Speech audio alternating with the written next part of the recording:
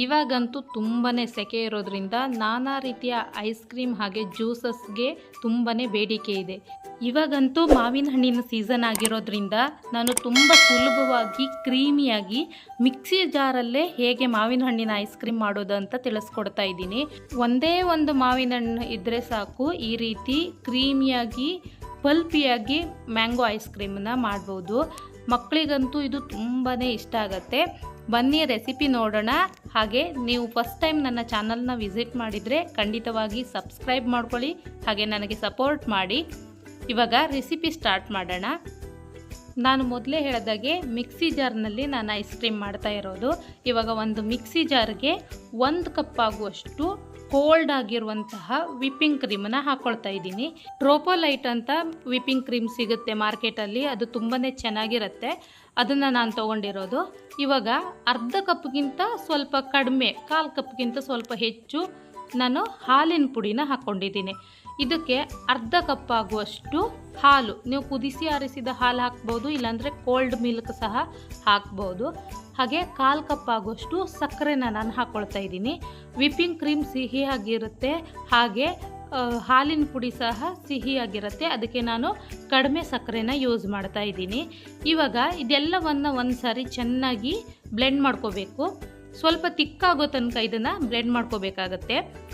ನಾವು ಮಿಕ್ಸಿ ಜಾರ್ನಲ್ಲಿ ಈ ರೀತಿ ಐಸ್ ಕ್ರೀಮ್ ಮಾಡಬೇಕಾದ್ರೆ ಆದಷ್ಟು ಕೋಲ್ಡ್ ಆಗಿರುವಂತಹ ಐಟಮ್ನ ಯೂಸ್ ಮಾಡಬೇಕಾಗತ್ತೆ. ನೋಡಿ, ಈ ರೀತಿ ಕ್ರೀಮಿಯಾಗಿ ತಿಕ್ಕಾಗಿ ಬರುತ್ತೆ. ಇವಾಗ ಇದಕ್ಕೆ ಒಂದು ಮೀಡಿಯಮ್ ಸೈಜ್ ಆಗಿರುವಂತಹ ಮಾವಿನ ಹಣ್ಣನ್ನು ಈ ರೀತಿ ಕಟ್ ಮಾಡಿ ಹಾಕ್ಕೊಳ್ತಾ ಇದ್ದೀನಿ. ಹಾಗೆ ಇದರಲ್ಲಿ ನಾನು ಸ್ವಲ್ಪ ಪೀಸಸ್ನ ಉಳಿಸ್ಕೊಳ್ತಾ ಇದ್ದೀನಿ ಲಾಸ್ಟಲ್ಲಿ ಗಾರ್ನಿಷ್ ಮಾಡೋದಕ್ಕೆ. ಇವಾಗ ಇದನ್ನು ಸಹ ಮಿಕ್ಸಿಗೆ ಹಾಕ್ಕೊಂಡು ಚೆನ್ನಾಗಿ ಬ್ಲೆಂಡ್ ಮಾಡ್ಕೋಬೇಕು. ಆದಷ್ಟು ಮಾವಿನ ಹಣ್ಣು ಕೂಡ ಕೋಲ್ಡ್ ಆಗಿದ್ರೇ ಒಳ್ಳೆಯದು.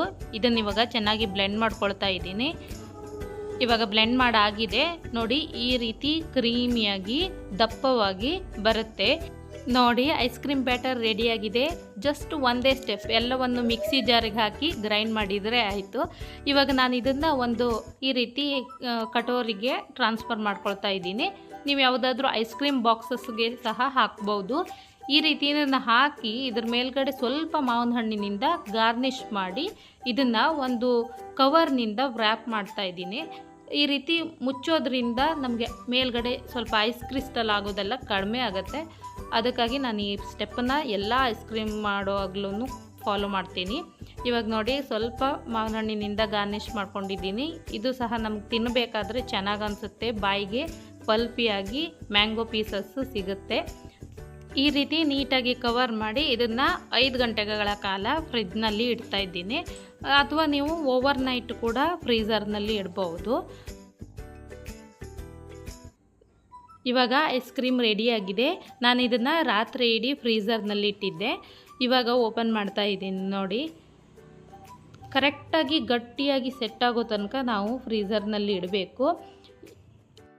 ಇವಾಗ ನಾನು ತೋರಿಸಿರುವಂತಹ ಮ್ಯಾಂಗೋ ಐಸ್ ಕ್ರೀಮ್ ಕನ್ಸಿಸ್ಟೆನ್ಸಿ ಎಲ್ಲನೂ ಕೂಡ ಕರೆಕ್ಟಾಗಿದೆ. ಸಿಹಿ ಸಹ ಕರೆಕ್ಟಾಗಿ ಬಂದಿದೆ.